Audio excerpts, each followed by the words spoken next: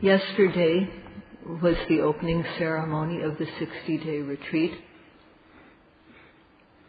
and the yogis have come here to the 60-day retreat, complete with Sila, and working to develop and increase their knowledge.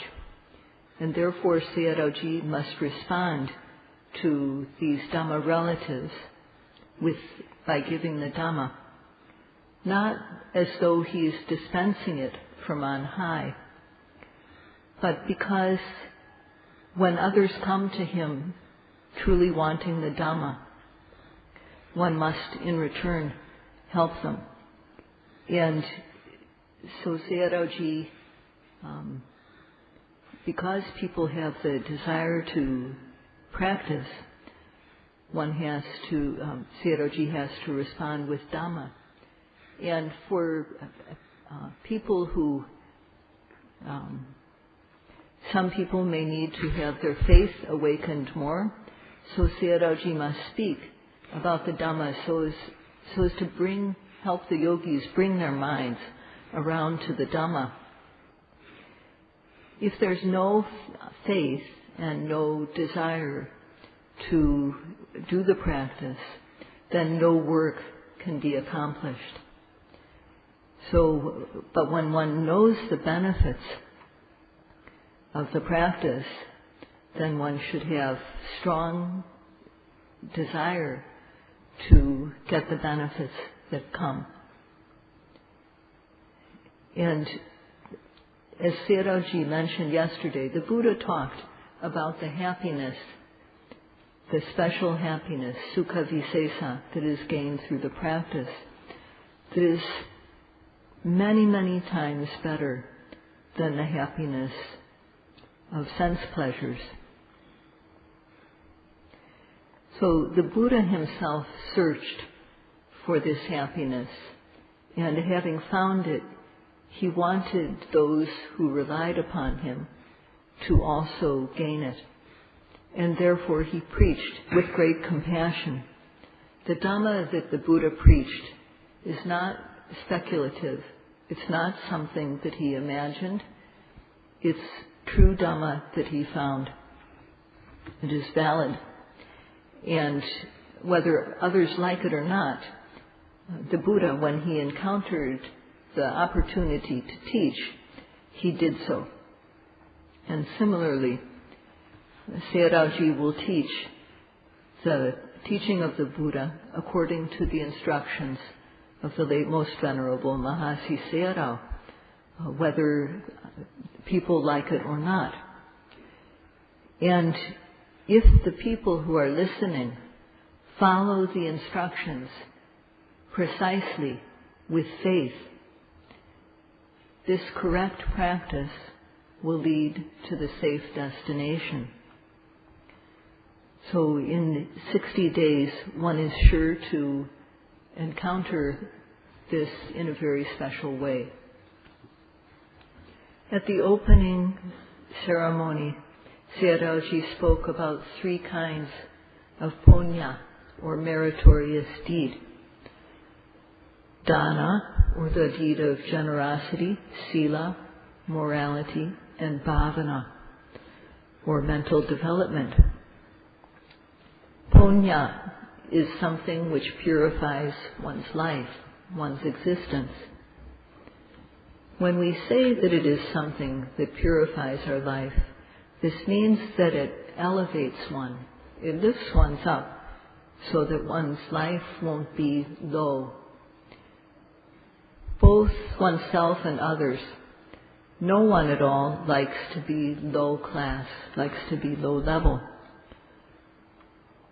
For those who like good things, the Buddha spoke about the trainings. He spoke starting from the basics. We begin with the training of Sila. Dana is not something that can purify our physical, verbal, and mental behavior. It is not among the Dhammas which are to be practiced. What is to be practiced, to be developed, are the 3 trainings. These are to be learned, to be put into practice, and to be repeatedly developed until they're fulfilled. And therefore they're called sikha, or trainings. And these 3 trainings are, first of all, Sila, or morality. Second of all, Samadhi, concentration. And third, Panya, or wisdom. The 3 trainings that the Buddha spoke about are trainings so that humans will be truly human. If one is born a human, it's important to be a true human being. It's important to be able to have a human heart, human mentality. And it's important to develop special human knowledge. So the Buddha spoke about these 3 and about these 3 trainings. And for those who want to gain these things, who want to be a true human with human mentality and to develop special human knowledge, he taught in a very easy way how to practice these, how to gain these 3 trainings. He taught with great compassion and knowledge. He didn't have any expectation to receive gifts from people. He didn't do it because he wanted people to look up to him or think highly of him. All he wanted, all he intended was that when people know how to practice the 3 trainings, they will know how to be truly human. They will know how to have a human heart. They will know how to develop special human knowledge. That was his objective. When we live in a human society, that is, we live in a family or we live with relatives, most people don't like killing. Most people don't like having their things stolen. Most people don't like having their daughters abused or raped. Most people don't like being lied to, especially when it comes to lies that can ruin one's reputation or destroy one's wealth. And most people don't like drinking, which makes us forget our responsibilities as humans, makes us forget to keep our heart humane. And therefore the Buddha showed how these acts have faults.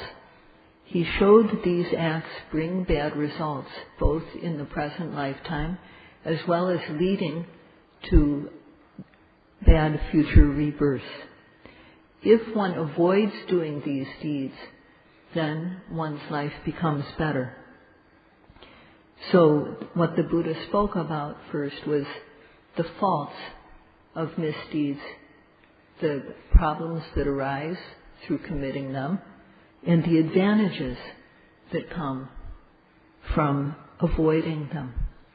And Sayadaw can't speak as completely as the Buddha did, but he has to speak as much as to the extent that he has learned himself.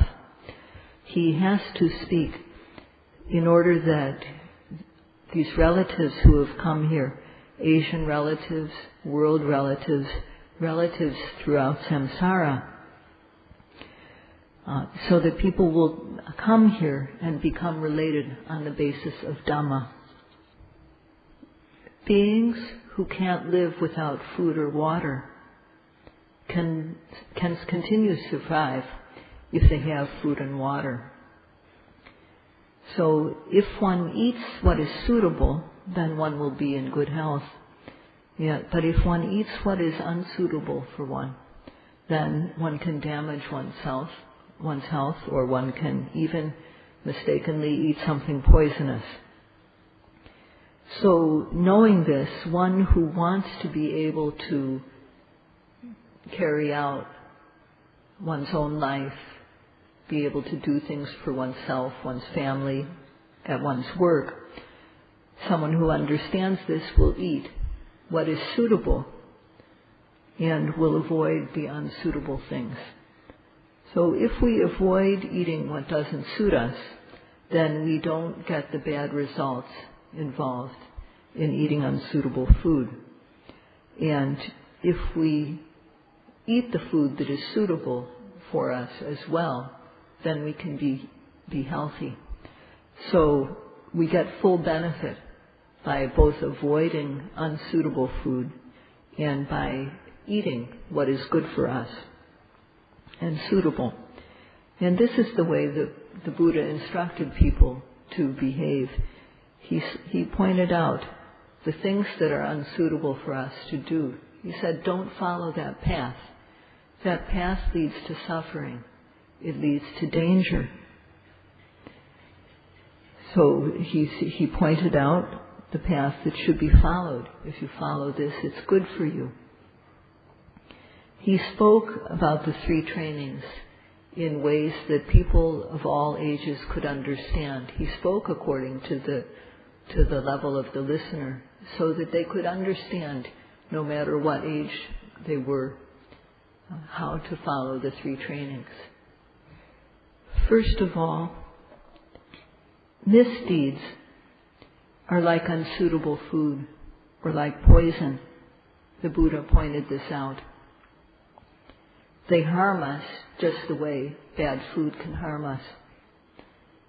And good deeds are deeds that should be done. They're like suitable food. They help us.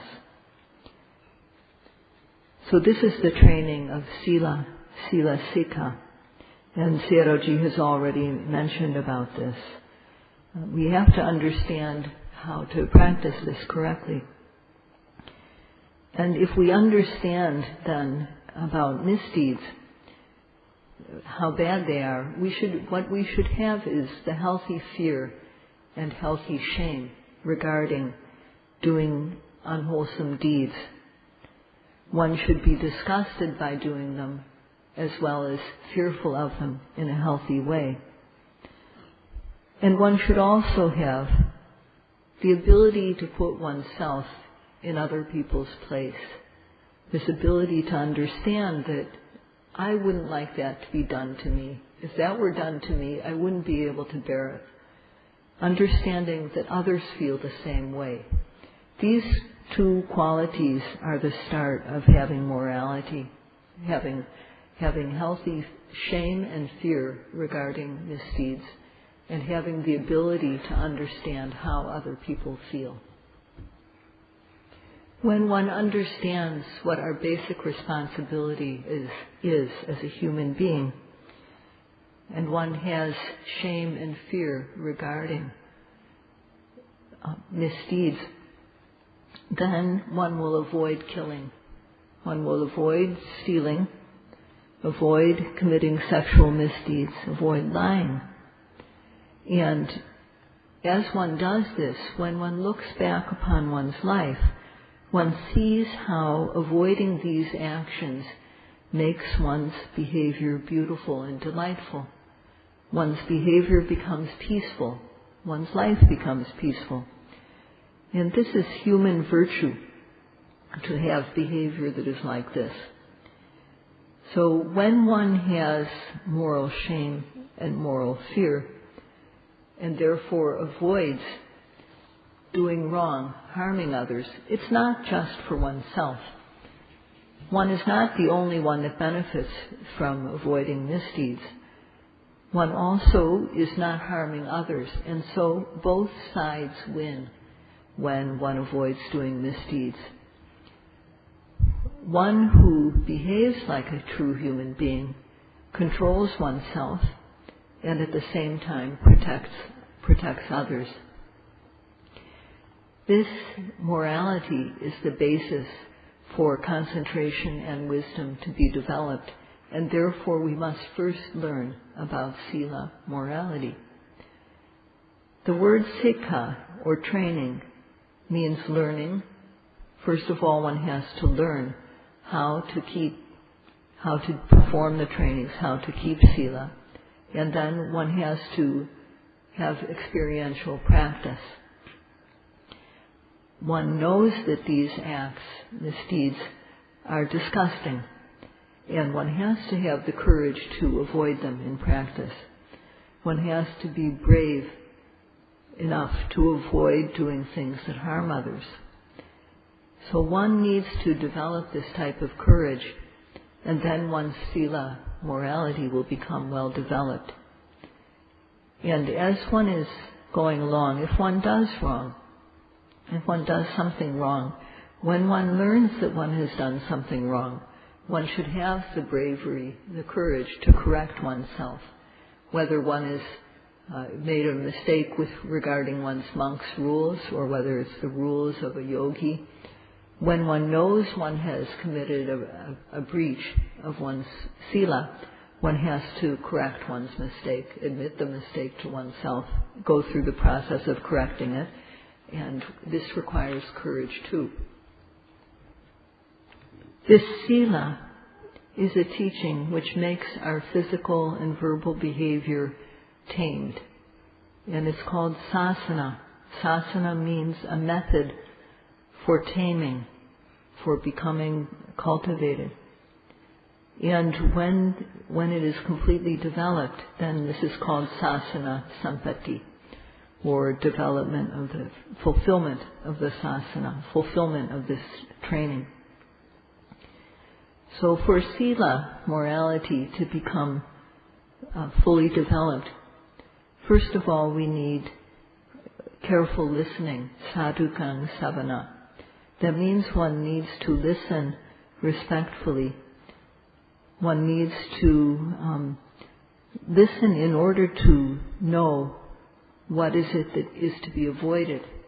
What are the deeds that we need to avoid if we're going to keep Sila? And we also have to put what we learn into practice. We have to take it to heart. And this is called sadhukang manasikara. We have to incorporate the teaching that we hear.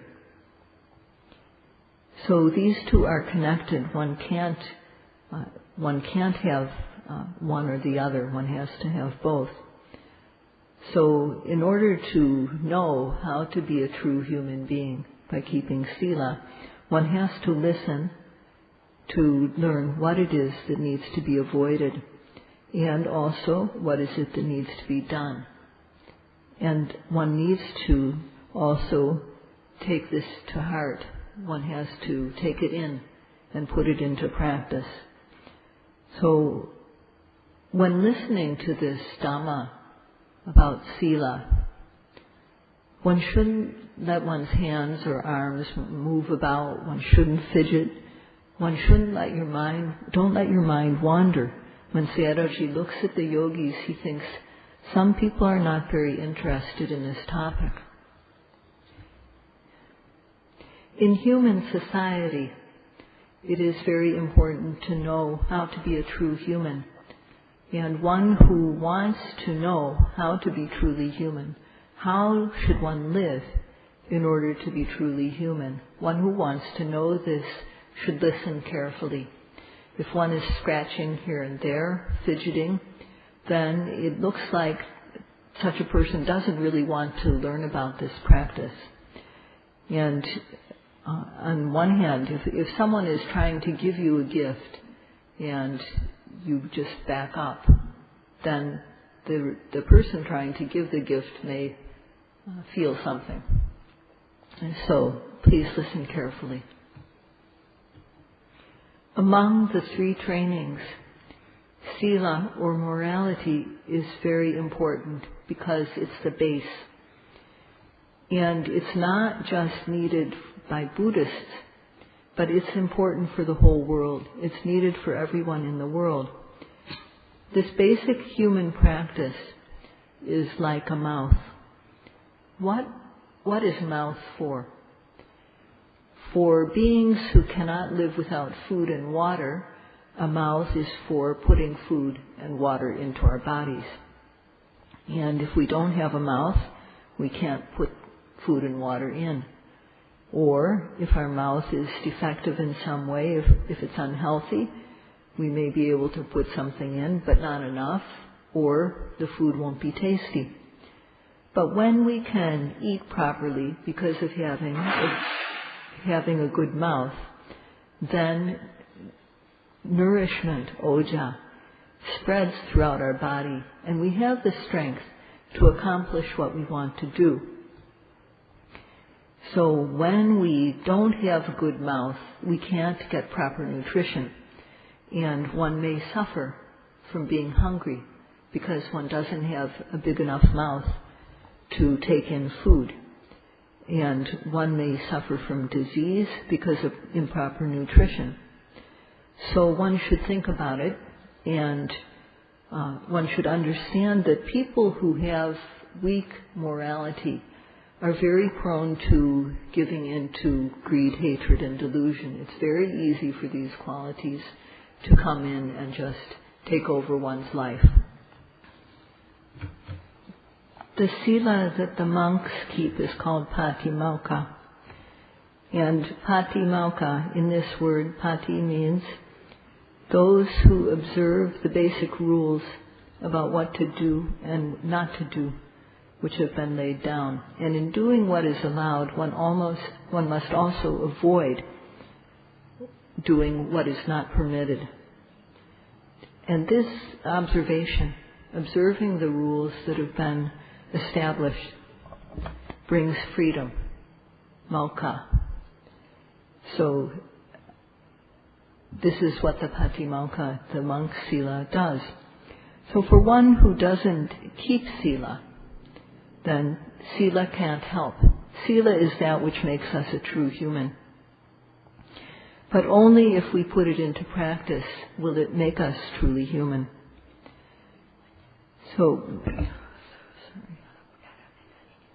So when one is able to eat food properly, then one is able to get nourishment, and one is able to get an education, train oneself physically, and so on. One is able to accomplish what one wants. And for us, sila is not the only thing that we are practicing. Sila, morality, is the base for us to develop knowledge and to be able to taste the Dhamma. So it's very important for our mouth of sila to be good if we are going to taste the Dhamma. So today, Sayadaw has talked about sila because it is very important. And with this as a basis, it's easy to gain concentration and wisdom. And this is how the Buddha taught. The Buddha began with teaching sila, and so Sayadaw also has explained it today. If one doesn't believe in individuals, if one doesn't have faith in individuals, then one should consider that this explanation, the practice of sila, is according to the Dhamma, and it's natural. So one should think about it in terms of practice if one doesn't have faith in individuals. So when one keeps sila, when one keeps good morality, then one's physical behavior becomes gentle, it becomes delightful, it becomes peaceful, and one becomes a true human being. So whatever our level of sila is, for yogis we keep 8 precepts, the monks keep the monks' rules, and only by keeping our respective sila, for monks keeping the monks' rules, this makes them a true monk. For yogis keeping the 8 precepts, this makes us true yogis. To be a true human being, one must keep at least 5 precepts. And for monks must keep their Patimokkha sila pure. So please understand that the sila that we practice is the mouth for us to gain the dhammas of concentration and wisdom. So may you be able to practice beginning with the training of sila and develop the practice of samadhi and panya. That's all for today. Sadhu, Sadhu, sadhu.